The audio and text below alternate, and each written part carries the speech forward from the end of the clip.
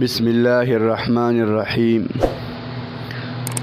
خلیفہ هارون الرشید د زمانی یو حکمران او خلیفہ او بادشاہ تیر شوی دی. فرمایي کتابونه لیکي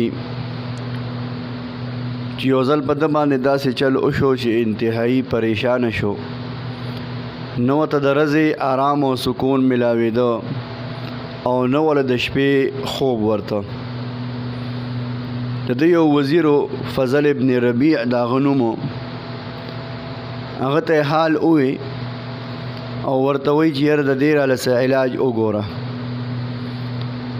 هغه په درځنونو ډاکټران او دکه رنګې عاملان فاضل او عالمان هغې یې وله راوستل، خو د بادشاه سلامت د خلیفه هارون الرشید مسله رسته رزه سیوا کېده.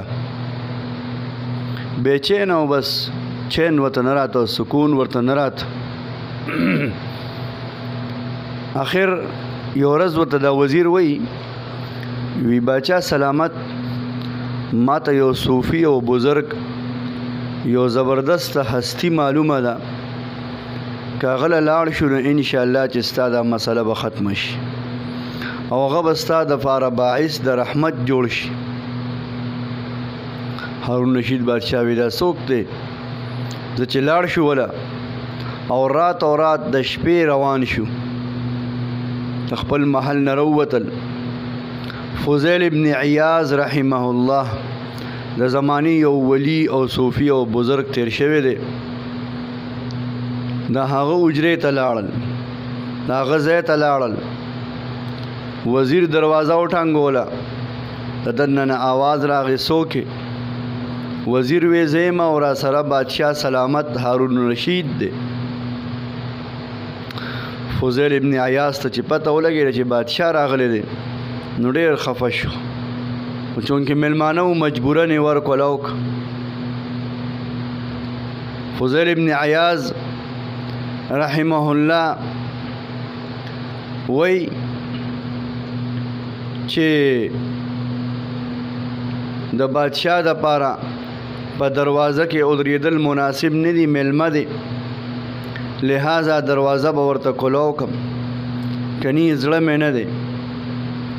دروازه یې کولو کړه، بادشاه دننه ورننوته. په داسې وخت کې خلک څومره د بادشاه او څومره پړکې غټې غټې خبرې کوي چې زما ځای ته فلاني صاحب راغی او فلاني صاحب راغی.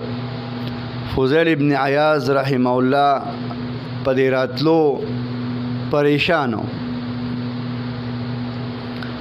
بهرحال فضیل ابن عیاض او هارون رشید بادشاه یو بل سره ملو شو.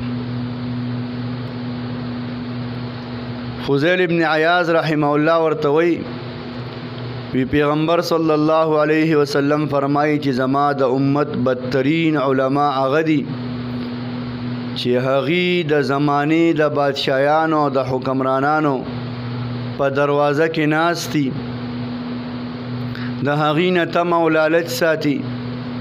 او بهترین حکمرانان زما د امت هغه دي.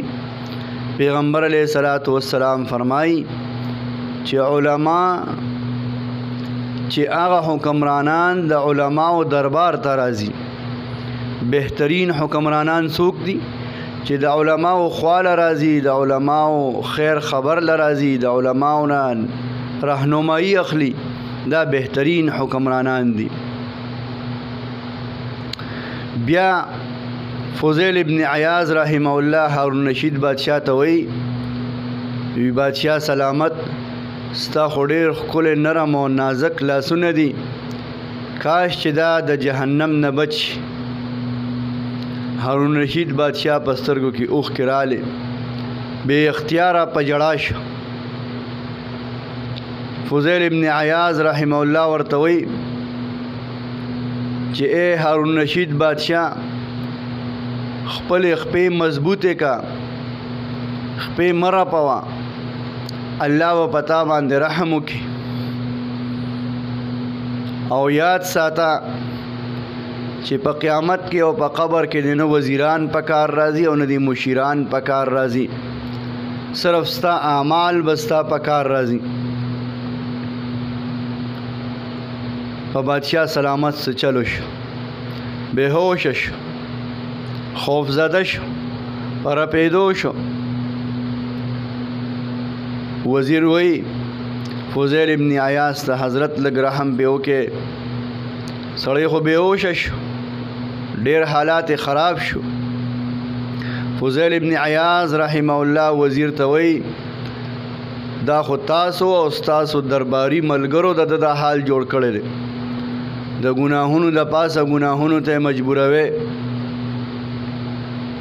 فضیل ابن عیاض رحمه الله بیا هارون رشید بادشاہ ته وی اے ښکلي مخ والا، اے بادشاہ د زمانې، د قیامت په ورځ به د الله د خپل مخلوق په باره کې تپوس کوي، لہذا که د خپل مزیدار او ښکلي مخ ته د اور نه بچ کول غواړي نو لیټ نشي.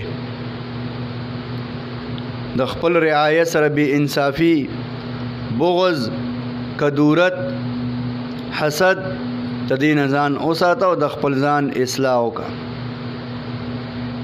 هارون رشید بادشاہ ډېر وجړل، د زړه غم یې سپک شو، چین او سکون او راحت ورته میلاو شو. د بادشاہ نه د فضیل ابن عیاض نه رخصت اخلي بادشاہ. د رخصتېدو په وخت کې ولا څه دینار چې هغه د زرګونو په مقدار وي دا په هدیه کې او په تحفه کې ورکړي. فضیل ابن عیاض مکمل انکار وکړ، وی حکمرانان چې چاله تحفې او ډالۍ ورکوي د دې نوم رشوتي، زه دا چې کوم دی بالکل نه اخلمه. بادشاہ پوه شو چې فضیل ابن عیاض خدا پیسې نالی، نو په چپه خوله باندې واپس جیب کې واچولې او روان شو. لہذا د دې نه موږ ته دا معلومیږي د دې واقعانو او د دې حالاتو نه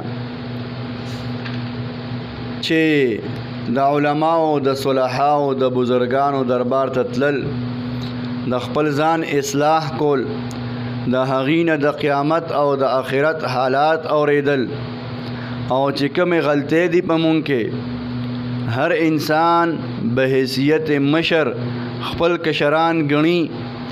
ضروري نه چې هر سړی د وزیر اعظم او بادشاہي، هر انسان خپل کشران ګڼي او د خامخا د چا مشر وي.